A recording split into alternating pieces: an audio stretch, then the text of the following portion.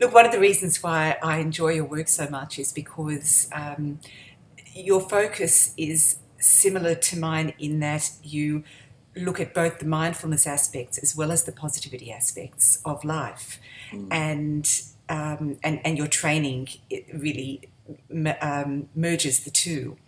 Um, with my, I guess that's led to those three little two-word sentences that you have about letting be, letting go, and letting in. And I wonder if you could talk to that a little bit in the context of mindfulness and positive psychology or Sure, positivity. thank you. Well, as soon as you start focusing on this idea of growing resources, you immediately face the need to put that in context. Because I'm talking about a process of often, essentially, a kind of deliberate, some effort inside the mind to grow resources there. And most of the time, that deliberateness is very subtle. It's more like there you are, and maybe you were worried about a conversation at work or some situation, and it goes okay, and you get through it, and actually you did pretty well. Let's say you showed up, it worked out fine, and you feel some relief. There's a fairly subtle deliberateness about just letting that relief really kind of sink in. So, but there is still a subtle deliberateness. So, how do we think about this? Well, I believe that there are just three ways to engage the mind fundamentally, three kinds of ways. In the first place, we just be with what's there. We witness it, we observe it.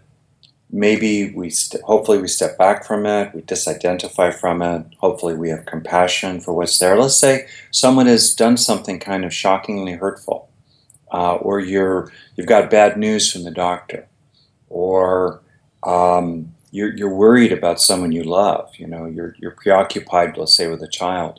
Very understandable things. Something has happened. In the first way to engage the mind, we just witness it.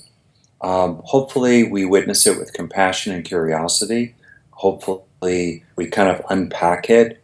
We explore the different aspects of it. This often is only a matter of seconds, sometimes minutes or even days, but we just be with it. Maybe we sense down to what's younger, more essential, more vulnerable, but we're not trying to change it. We're not making any deliberate effort to change it. We may know that this process of being with it and accepting it allows it to flow, and that we may know that this process of exploring the different aspects of the experience helps us see its transience, in the technical sense, its emptiness, its lack of absolute self-existence. We see the way it arose due to many causes, this experience that we're having. That itself may lead it to change, but we're not deliberately trying to change it. We're not nudging it in one direction or another. So if I That's could, just being with it. I'm sorry, if I could just pause you just there for a moment, just to expand on that. So, what about the way you talk about our negativity bias? So, in a way, how is that different to focusing on the bad things, ruminating over them, catastrophizing over them? How's it That's an different to that? extremely thoughtful question and a very important one. The key word is disidentified. In other words, if we're glued to the tube, if we're stuck in the experience, if we're hijacked by it, well, then we're reinforcing it in the brain. But if we step back from it, or to put it a little differently, if we hold the experience in a big space of awareness, then what we're doing actually is counter-conditioning, technically, the experience. Let's assume it's a negative experience, a painful, upsetting thing. It's not that it's bad. We're not against it, right? We bring compassion to it. But we are experiencing it. We are feeling the feelings in a larger space that is, in effect, undisturbed. Something disturbing, let's say, is held in a larger space of awareness that itself is calm and present and witnessing, observing, and to some extent is a little detached. It's kind of a subtle experience. You're both really feeling it, and simultaneously there's a sense of being a larger space in which this painful, difficult, challenging experience is occurring. And this is where So when that mindfulness happens, training comes in. then you're associating that larger space of calm. As you say, your training comes in so that you can do this. That's why mindfulness training of various kinds is really useful, because it helps us tolerate. There's a key word in psychology, distress tolerance. It helps us tolerate our distress so that we don't make a bad thing worse, in effect. We don't pour gasoline on the fire or act it out or harm other people or harm ourselves as a result. Anyway, so that's the first way to engage the mind. And in its own, I think it's the most profound way to engage the mind. It's the most fundamental. But to do it, you need to have resources to be able to just stay with your experience, or to understand or be skillful about how to sense down to the younger layers, the more vulnerable layers, or how to deepen your insight into the nature of experience, distinct from any that's common to all experiences, the ways that it's made up of little parts and it's transient and it's phenomenologically insubstantial, all of which help us be less upset by it, frankly, and also help us have more sense of integration and fullness and wholeness in ourselves. So we need to build resources, for example, just to be with the mind. And then in addition to that reason for growing resources, in general we need resources. I think there's a common misunderstanding that being with the mind is all you need. And what's striking is that the great teachers throughout history, including my own primary teacher, the Buddha himself, emphasized tremendously that you can't just only be with the mind. We also need to abandon or release or prevent or diminish what's negative, angry ill will against others, irrational anxiety, holding on to things that are not helpful for us or other people. We need to reduce the negative. That's the second great way to engage the mind. And third, we need to cultivate the wholesome.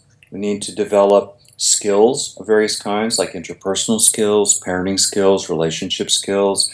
We need to cultivate skills with our own mind, ways of understanding it, ways of nudging it one way or another. And we need to develop things like compassion or loving kindness or equanimity or tranquility or concentration or wisdom or moral virtue. All of these are very important to cultivate. So that gives us the three ways to engage the mind, and I find that's a really useful roadmap. Often when we're upset, we start with, we'll just be with it, and then at some point it feels appropriate to release it. And then third, we replace what we've released with some positive alternative to it. Or as you said earlier, that gives us, in a way, 6 words: let be, let go, let in. Or I think of the mind as like a garden. We can witness the garden, pull weeds, or plant flowers. Now, a key point about mindfulness, I think a major error has crept into our understanding of mindfulness kind of inadvertently. In other words, mindfulness, particularly in its original sense, simply means sustained present moment awareness of both the outer and the inner world. And mindfulness is to be sustained under all conditions: eating, walking, sitting, lying down, using the bathroom. The Buddha even mentioned that. Watching a football game, petting a cat, arguing with your partner, doing emails.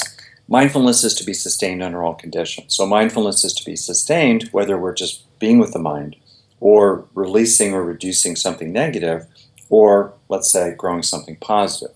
Now, when we're just being with the mind, particularly in the most radically receptive and, in a sense, passive states of choiceless awareness, just sitting, just little bit mindfulness is present.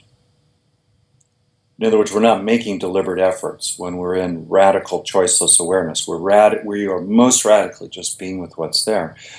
Because little bit mindfulness is present there, people have conflated mindfulness with just being with the mind. So that in some circles it is considered that as soon as you start making wise efforts, you're not being mindful. That's goal-directed, that's dualistic, that feeds the ego. None of which are true.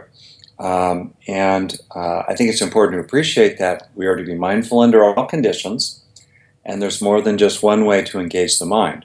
And speaking for myself, I want to use all the tools. I want to play with all the toys. in a context in which I consider simply being with the mind the ultimately most fundamental approach. But still, there's a lot of value, a lot of place for growing resources in the mind through cultivation practices of positive neuroplasticity, such as the ones I focus on and teach.